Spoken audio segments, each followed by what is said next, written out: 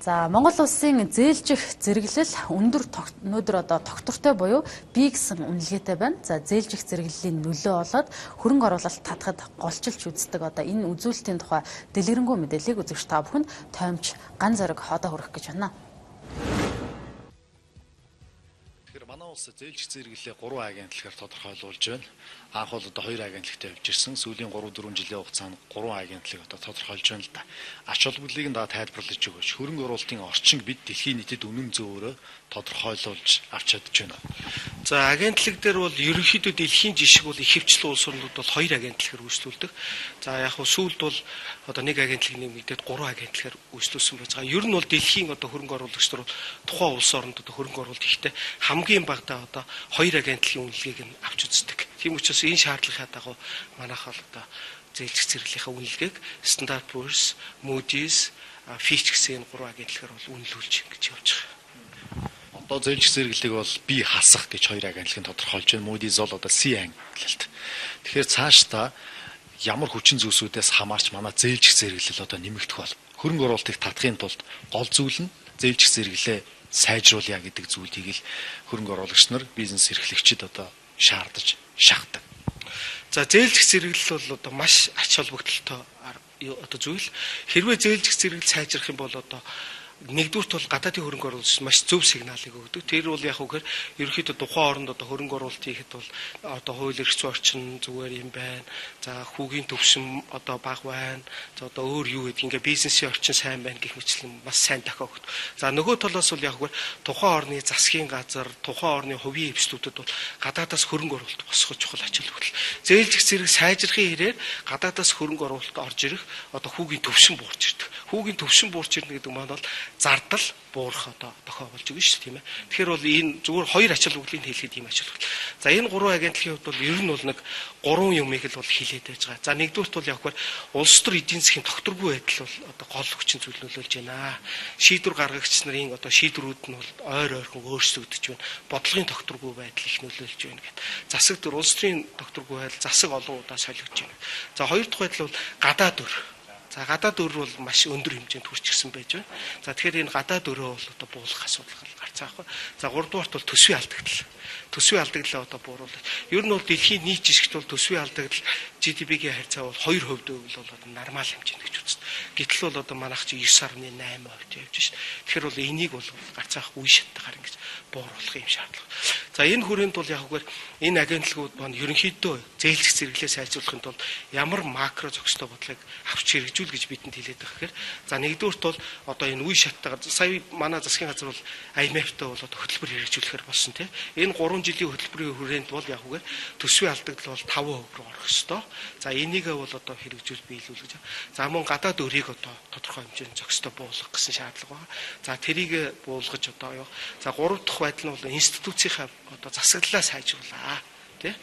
За энэ бодлогын шаардлагуудыг л голчлон тавьж. За жижиг микро асуудлууд гэвэл бол мэдээж бол яг үгээр одоо энэ том төслүүдэд хөдөлгөө 5 толгоо. За тэгээд алтны том энэ төслүүдийг бол хөдөлгөж гадаадын хөрөнгө оруулалтын урсгалыг бол сайжруулаа. За нөгөө талаар энэ том төслүүд болохоор бол эдийн засгийн ерөнхий байдал сайжирна. Тэрнээс бол одоо яг үгээр ерөнхийдөө одоо гадаад валютын одоо нөөц маань нэмэгдэн эдийн засгийн ерөнхий байдал сайжирна гэдэг маань бол одоо төсвийн алдагдал, эдийн засгийн өсөл одоо ингээ бүх юмдаа ингээ шууд бус байдлаар бол нөлөөлөж явчих. Тийм сайн талууд. Ерөнхийдөө бол энэ 3 агентлаг нь ийм бодлогын харамжаануудыг аваа л гэсэн ийм бодлогын зөвлөмжүүдийг бол өгöd байгаа. Санхүүгийн тогтвортой байдлын зөвлөл гэж ажилладаг Монгол банк, сангийн яам, санхүүгийн зохицуулахаараа удирдлагын төвшин. Та ажлын албаны дарга хүний хувьд яг ямар шийдвэртэй алхмуудыг өнөөдөр хэрэгжүүлж байна вэ? За санхүүгийн тогтвортой байдлыг зөвлөх тухай нэг товчхон шиг ойлголт өгч. За энэ манай тогтвортой байдлын зөвлөл яг хөө 3 үндсэн гишүүнээс бүрддэг. Монгол банкны ерөнхийлөгч, санхүүгийн зохицуулах хорооны дарга, сангийн сайд гэсэн 3. За энэ тогтвортой байдлын зөвлөл маань бол улиралд 1 удаа хуралддаг байж байгаа. За тэгээ улиралд 1 удаа хуралдаад одоо холбогдох санхүүгийн тогтвортой байдалтай холбоотой шийдвэрүүдийг бол гаргаа явуулдаг. За ерөнхийдөө бол энэ эдийн засгийн макро асуудал дээр бол яг үгээр холбогдох одоо шийдвэрүүдийг бас гаргаж ажиллахаар явж байгаа. За сүүлийн үед бол одоо 2 гол одоо шийдвэрийг гаргахаар бол ажиллаж байгаа. За нэгдүгürt нь бол явгаар IMF-ээс одоо зөвлөсөн дагуу явгаар төсвийн зөвлөл гэсэн зүйлийг бол байгуулахаар ажиллаж байгаа. За төсвийн зөвлөл гэдэг нь төсвийн тогтвортой байдлын хорооны дэргэд ажиллана. За энд бол явгаар одоо сангийн сайд, Монгол банкны ерөнхийлөгч зэрэг энэ санхүүгийн систем томоохон албан тушаал хашиж ийсэн улс төрийн намын харьяалалгүй иймэрхүү одоо мэрэгжлийн хөндлөнгийн шинжээчийн байр суурьаар ажиллаж чадах ийм улсуудын бүрдсэн зөвлөл ажиллах ийм одоо хуулийн төсөл явж байгаа. За хэрвээ энэ зөвлөл байгуулагдах юм бол одоо хуучин шиг одоо ингээд төсвийг одоо улсын их хурлын гишүүд дураараа нэмдэг ийм байдал бол байхгүй. Хэрвээ нэмэх шаардлагатай гэвэл төсвийн одоо зарлах талдаа тодорхой хэмжээний зарлагаа хасч ер нь бол төсвөө сангийн ямар төсөв оруулж ирнэ тэр төсвийг одоо яг одоо тэр баланст нь одоо бариулах тийм арга хэмжээ нэгдүгээр. За хоёрдугаарт бол яг төсвийн зарлах талд үнэхээр одоо хөрөнгө оруулалт талд бол үнэхээр үр ашигтай энэ хөрөнгө оруулалт хийгдэх гэдэг энэ том хөрөнгө оруулалт гэдэг дээр одоо бодиттой үнэлгээнүүд дүгнэлтүүдийг өгнө. За энэ төсвийн зөвлөл бол яг одоо хөндлөнгийн байр суурь одоо төсвүүдээр одоо ирээдүйн төсвийн дунд хугацааны байдал тухайн оны төсвүүдэр бол ямар бодитойгоор төсөв гарах нь энэ чинь одоо үр ашигтай эх орны макро эдийн засгт тусдаа төсөв гарах нь эсвэл одоо зардал нь хэтэрч гисэн ийм төсөв гарах нь гэдгийг одоо хөндлөнгийн байр суурь шинжээчдийн гол дүгнэлт гарч ийм нөхцөл байдал үүсвэ. За хоёр дахь бол гол юу вэ? Одоо бол яг манад бол одоо гадаад өр дээр бол 1 сард бол 500 сая доллар төлнө. За 5 сард бол дэм самбод 160 сая доллар. За энд бол яг хугацаа нэгэн тулцсан болохоор бол өрийг өрөөр төлөх гарцаа байхгүй ийм шаардлага бол тулгарчаад байна. А цаашид бол яг ер нь бол энэ өрийг өрөөр төлөхөөс илүүгээр дотооддоо хоримтлал үүсгэж тэгээд дотооддоо хоримтлалаараа энэ өрүүдэд дарах ийм бодлого баримтчгуудыг одоо боловсруулж гаргая. Тэр талаар одоо хувилбаруудыг гаргая гэсэн ийм чиглэлээр бол одоо сангийн Монгол банк санхүүгийн зохицуулах хороо маань хамтарч ажиллаж байгаа. Монгол банк алт худалдаж авах нь бас татвартай холбоотойгоор нэмэгдэж байна. Энэ нь гадаад валютын нөөц одоо 1.4 тэрбум доллар гэж үүсгэд. Тэгээ эндээсээ одоо бондуудын өрөө төлөхөд гадаад валютын нөөцөд хэр сүргээр нөлөөлөх бол энэ зээлжих зэрэглэлд бас цаашдаа яаж нөлөөлөх бол юм. За сүүлийн үед бол яг Монгол банкнаас бол одоо тэр маржна багасгаад тийм ээ Лондонгийн одоо биржийн үнээр алт худалдаж авдаг болсонтой холбоотойгоор бол манад одоо алтны худалдаа авалт бол маш сайжирч байна. За энэ сард гэхэд бол 870 кг алт худалдаад авсан байх жишээний. За 2017 онд бол ерөн төлгөөгөр бол 17 тонн алт авна гэсэн төлөвлөгөөт байж байгаа. Алт бол шууд гадаад валютын нөөцийг нэмэгдүүлдэг үндсэн одоо нэг санхүүгийн хэрэгсэл байж байгаа. Тэгэхээр бол алтны худалдаа авал алтны олбортыг ихсэх бол одоогийн энэ гадаад валютын нөөц дутагдaltaй хувьд бол асар чухал юм ач холбогдолтой ийм арга хэмжээ. Тийм ч эсвэл төр зэсгээс бол сая бол алт хөтөлбөр 2-ыг гэдэг хэрэгжүүлээ тийм ээ. Хөгжлийн банкнаас тодорхой хэмжээний санхүүжүүлэлтийг алтанд бол олгосон байж байгаа. Тэгэхээр бол цаашид бол ер нь бол алтаар дамжуулж гадаад валютын нөөцөө нэмэгдүүлэх асуудал бол гарцаа байхгүй чухал. За гадаад валютын нөөцөө нэмэгдүүлснээр зээлжих зэрэгэлд яаж нөлөөлөх вүгээр бид нар дотоодынхоо хоримтлалыг үүсгэнэ гэдэг байгаа шүү дээ тийм ээ. Дотоодын хоримтлалаа үүсгэсэн Монгол төгрөгөөр ингээд үүсгэхэд ингэсэн тохиолдолд бид дотоодын нөөц болж байгаагаар дамжуулж гадаад өрөө төлнө гэдэг маань нөөцөөсөө одоо доллар худалдаж аваад төлнө гэсэн үг шүү дээ. Тэгэхээр бол хэрвээ нөөц маань хангалттай байх юм бол гадаад валютын нөөц ханшаа барих үндсэн нөхцөл болоод байна. Одоо хэдийгээр магадгүй дотоод нөөц нь одоо 500 сая доллар магадгүй 160 сая доллар төлөх хэмжээнд байгаа боловч хэрвээ одоогийн 1.6 тэрбумын нөөцөөсөө хэрвээ төлчих юм бол бас ханшаа бол одоо нэлээд савлуулчих тийм эрсдэл байгаа. Тийм учраас бол яг үгээр цаашид бол энэ алт худалдаа авалтаараа дамжуулж гадаад валютын нөөцөө нэмэгдүүлэх тийм ийм бол зайлшгүй шаардлага байж байгаа. Хэрвээ одоо алтны нөөц нь хангалттай бүрчих юм бол ёстой дотоодоо нөөц болтогоосоо цаашид гадаад өрөө төлөх одоо үндсэн нөхцөл бол үүсэх бүр нөхцөл. Нэг үедээ бол жишээ нь 2012 оны үед бол манад гадаад валютын нөөц чинь 4.2 тэрбум доллар хүртэл нэмэгдсэн байсан шүү дээ. Тэ оргил үед. Тэгээд одоо буусан үед нь бол 1.1 тэрбум хүртэл буучаад одоо ингээд өсөөд 1.6 тэрбум доллар төр болоод очив. Харьцангуй бол одоо 1 жилийн гарангийн хугацаанд бол ер нь бол гадаад валютын нөөц бол 400 орчим сая доллар бол нэмэгдэж байна. Тэгэхээр зээлжих зэрэглэлд нөлөө үзүүлж байгаа гол үзүүлэлтүүдийг бид бас ингэж тодорхойлж байна л та. Гадаад сектор, төсөв, макро бодлогын орчин, эдийн засгийн ерөнхий байдлын төрөлжилт, за банк санхүүгийн тогтвортой байдал буюу одоо энэ нь Монгол банктай холбогдох гэж шаарад байна л та. Та энийг бас тайлбарлаж байна. За энэ дээр бол ер нь бол энэ зээлжих зэрэглэлийн агентлагууд бол ийм том одоо 5 хүчин зүйл, зарим 6 хүчин зүйл идэвхрээр яваад тэгээ тэрийгээ дотор нь задлаад тий одоо туслах хүчин зүйлүүдгээд оноогоор дүгнээд энэ зээлч зэрэглээ тогтоодог байж байгаа.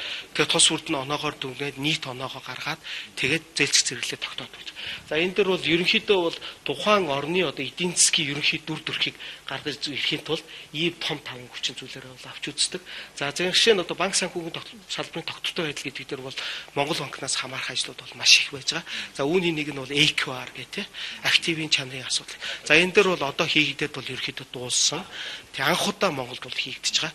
За энэ үнэлгээ гарсны дараа бол яг үгээр ерөнхийдөө банкуудын одоо эрүүл байдлыг бол хөндлөнгийн олон улсын одоо байгууллага PwC гэдэг одоо байгууллага одоо үнэлж дүгнээ. За танаа одоо банкуд ийм одоо эрүүл мэндийн хувьд ийм байна.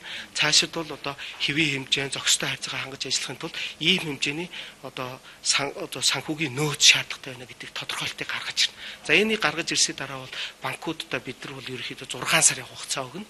За энэ сарын хугацаанд бол яг үгээр хөрөнгийн дутагдaltaй байгаа банкуд маань одоо гадаадын хөрөнгө оруулагчдаас бол эсвэл дотоодын хөрөнгө оруулагчдаас тэр хэмжээний хөрөнгөө олж ирэх үүрэг даалгавраа одоо бизнес төлөвлөгөөтэйг хамт авчирч байна. За ингээд тэр хөрөнгийнхаа шаардлагыг хангасан банкуд бол цааш хэвийг үргэлжлээд явна. Хөрөнгөний шаардлагаа хангаагүй банкуудын хувьд бол цаашид Монгол банкнаас бол явахгүй банкны салбарын бүтцийн өөрчлөлтийг бол хийнэ. За энэ бол одоо банк санхүүгийн салбарын тогтвортой байдал бол маш чухал арга хэмжээ. За хоёр дахь арга хэмжээ нь бол явахгүй чанаргүй зээлийн асуудал байж байгаа. За чанаргүй зээлийн асуудал дээр бол за чинь хугацаа хэтэрсэн зээл бол одоо 8.3% тий. Чанаргүй зээл бол 7.1%. Нийтдээ бол 15.4% одоо нийтдээ хугацаа хэтэрсэн бол чанаргүй зээлийн хэмжээ. За энэ бол олон улсын стандартаас нэлээд одоо өндөр түвшинд болчиход байж байна. Олон улсын стандартад бол энэ бол хувь бол 5% одоо тэнцүү байвал тий. Энэ бол одоо хэвийн хэмжээнд байж хэвчээ. 3 дахин их орчимд болчиход байна. Тэгэхээр бол энэ хувийг бол гарцаар авахгүй буулгах бол шаардлага. Энэ хүрээнд бол яг хөө активын удирдлагын тухай хууль гэсэн ийм хуулийг бол Монгол банк сангийн яам санхүүгийн зохицуулах хорго маань хамтраад хуулийн төслөө бий болгосон байж байгаа. За хэрвээ энэ хууль батлагдаад одоо активын удирдлагын компани хууль эрхцэн орчин бүрдвэл бид бол яг үгээр активын удирдлагын компани гэж байгуулна. За энэ активын удирдлагын компани бол яг үгээр ерөнхийдөө энэ одоо 15.4% энэ чанаргүй зээлүүдийг дискаунтлж буюу хямдруулж арилжааны банкудаас худалдаж авна. Тэгээд нэгдсэн байдлаар энэ одоо чанаргүй зээлээ одоо одоогийн энэ хууль эрхцэн орчинд зохицуулаад төлөх одоо барагдуулах юм арга хэмжээг авч ирнэ. За тэгэхээр бол яг үгээр арилжааны банкуд маань одоо балансаа цэвэрлэх арга хэмжээ авч ирнэ тий. Ингээд зээлүүдээ ингээд хямдруулаад худалдаад авчихар чинь нөгөө зээлийн чанарынх нь асуудал сайжраад ирнэ, баланс чинь сайжраад ирнэ. Энэ маань бол бас энэ банкуудын одоо эрүүл байдалд бол тодорхой хэмжээгээр нөлөөлөх ийм одоо хоёр бодлогын арга хэмжээг бол Монгол банкнаас бол авч хэрэгжүүлэхээр бол одоо боловсруулж ажиллаж байгаа. Сүүлд нь танаас асуугаад Монгол улсын зээлч зэрэглэл цааш та одоо буурахгүй байх тэр орчин нөхцөл бүрдэж чадсан уу? Цаашдын хандлагыг нь та юу гэж харж байна? За одоо бол бидэнд бол мэдээж том сорилтууд хүлээж байна те.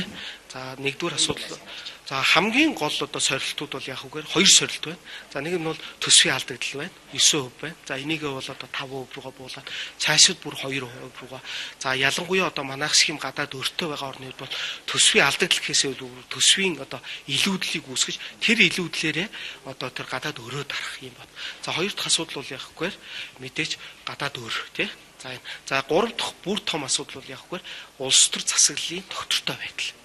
Ер нь бол ийм гурван улс төр засаглалын тогтвортой байдал, бодлогын ийм тогтвортой байдал болох юм бол гадаадын хөрөнгө оруулагч нарт, дотоодын хөрөнгө оруулагч, дотоодын аж ахуйн нэгжтүүд бодлого маань бол ийм урт хугацаанд үргэлжлэх юм байна гэхэд бол тэдгээрийн бизнесийн орчинд нь бол хамаагүй.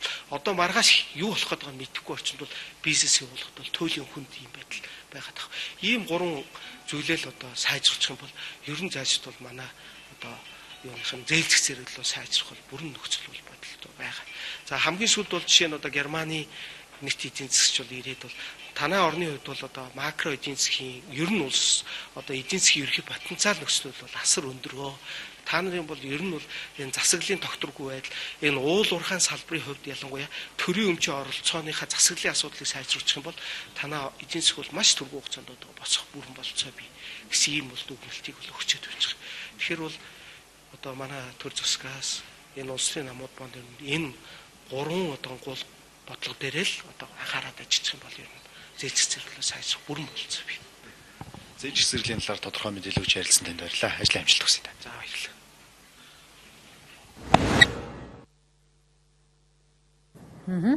Монгол Улсын зээлжих зэрэглэлийн тухайд Монгол банкны санхүүгийн доктортой байдлын зөвлөлийн ажлын албаны дараа ган гэрэлтэй тоомч ган зэрэг ярилцсан үзэгч та бүхэн дөнгөж сая